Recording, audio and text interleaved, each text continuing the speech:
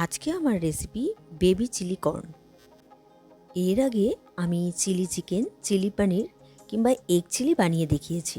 আর আজকে baby chilli corn বানাবো রেস্টুরেন্টে যেভাবে বানায় আমি সেভাবে বানাবো না, একটু নিজের মতো করে বানাবো, মানে বানানোর চেষ্টা করব। আশা করছি আপনাদের ভালোই লাগবে। তাহলে আর দেরি না করে ঝটপট রেসিপিটা শুরু করি। আমি বেবি কর্ন নিয়ে নিয়েছি। এবার বেবি কর্নটা আমি একটু লম্বা লম্বা করে কেটে নেব। আমি একটা কেটে আপনাদেরকে দেখিয়ে দিচ্ছি। দেখুন, চাকু দিয়ে এইভাবে একটু লম্বা শেপে করে কেটে নিয়েছি। কেটে নেওয়া হয়ে গিয়েছে। আমি সবগুলো আগেই কেটে নিয়েছি বেবি কর্ন। এবার এর মধ্যে কিছু ইনগ্রিডিয়েন্টস অ্যাড করব। প্রথমেই দিয়ে দিলাম আদা রসুনের পেস্ট আর দিয়ে দিলাম নুন। এবার আমি এর মধ্যে দিয়ে দিচ্ছি কাশ্মীরি লঙ্কার গুঁড়ো, দিয়ে আমি জল দিয়ে পেস্ট বানিয়ে রেখেছি সেটাই দিয়ে দিলাম। আর দিয়ে দিলাম গোলমরিচ গুঁড়ো, সামান্য পরিমাণ হলুদ গুঁড়ো, আর হাতে ভালো করে আমি মেখে নিলাম। মেখে নিয়ে এবার আমি ওপর দিয়ে দেবো একটু কোটিংয়ের জন্য কর্নফ্লাওয়ার। প্রথমেই আমি 2 চামচ দিয়ে দেখছি, তারপর লাগলে আবার ব্যবহার করব। আমি হালকা হাতে একটু ঝাঁকিয়ে নিচ্ছি। এই কর্নফ্লাওয়ার দিয়ে একদম মেখে নেওয়া যাবে না।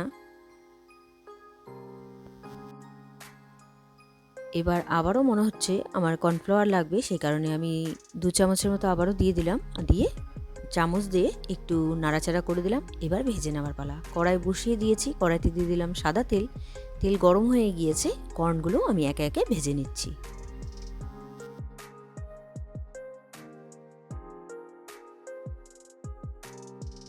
কর্নগুলো এক পাশটা ভেজে নেওয়া হয়ে গিয়েছে, দেখুন একটু লাল লাল করে ভেজে নিয়েছি।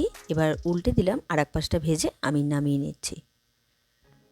এবার একইভাবে বাকি কর্নগুলো আমি ভেজে নিচ্ছি। সবগুলো কর্ন আমি ভেজে নামিয়ে নিয়েছি আর তেলটাও কমিয়ে দিয়েছি। এবার দিয়ে দিলাম প্রথমেই আদা কুচি।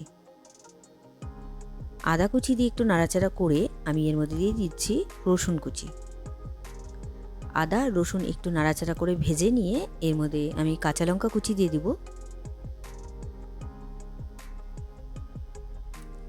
কাঁচা লঙ্কা কুচি দিয়ে একটু নাড়াচাড়া করে এবার এর মধ্যে দিয়ে দিব কাশ্মীরি লঙ্কার যে পেস্ট বানিয়ে রেখেছি, মানে কাশ্মীরি লঙ্কার গুঁড়ো, সেটাই দিয়ে দিচ্ছি।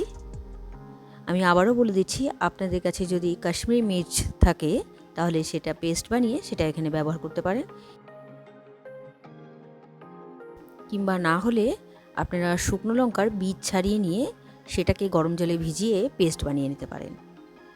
এবার দিয়ে দিলাম মশলার বাটি ধোয়া জল। এবার মশলাটাকে ভালো করে কষিয়ে নিতে হবে। আর দিয়ে দিচ্ছি এর মধ্যে পরিমাণ মতো নুন।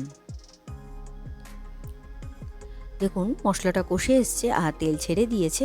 এবার দিয়ে দিচ্ছি চৌকো করে কেটে রাখা টমেটো। টমেটো দিয়ে একটু নাড়াচাড়া করে তারপর আমি একে একে পরবর্তী ইনগ্রেডিয়েন্টসগুলো দিয়ে দিব। এবার দিয়ে দিচ্ছি আমি ক্যাপসিকাম, চৌকো করে কেটে রাখা ক্যাপসিকাম দিয়ে একটু নাড়াচাড়া করে তারপর আমি এর মধ্যে পেঁয়াজ দিয়ে দেব। পেঁয়াজটাকেও আমি পাপড়ি ছাড়িয়ে রেখেছি সেটাই দিয়ে দিলাম। এখানে 2টো পেঁয়াজ আছে।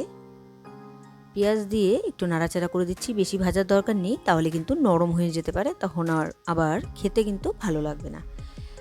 আর আমি এর মধ্যে ব্যবহার করছি সয়া সস। সয়া সস দিয়ে আবারও নাড়াচাড়া করে দিলাম। এখানে 1 চামচের মতো সয়া সস ব্যবহার করলাম। আর দিয়ে দিচ্ছি red chilli sauce. Red chilli সসও আমি 1.5 চামচের মতো ব্যবহার করেছি। 2 রকম সস দিয়ে আমি একটু নাড়াচাড়া করে দিচ্ছি। এবার দিয়ে দেবো ভেজে রাখা বেবি কর্নগুলো।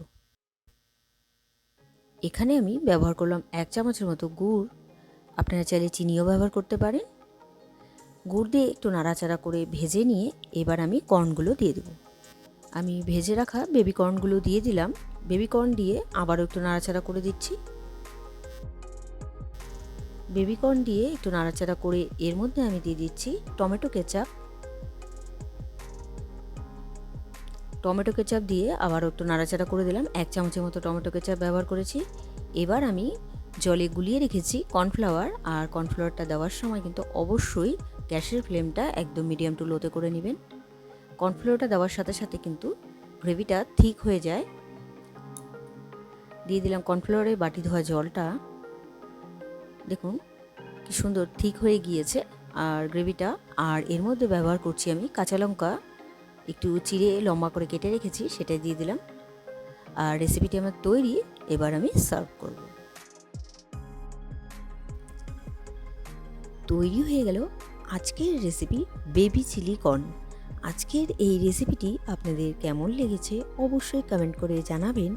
রেসিপিটি যদি আপনাদের ভালো লেগে থাকে তাহলে ট্রাই করার অনুরোধ রইল। আর ভিডিওটি ভালো লাগলে like, comment, share and subscribe করতে ভুলবেন না। বাই।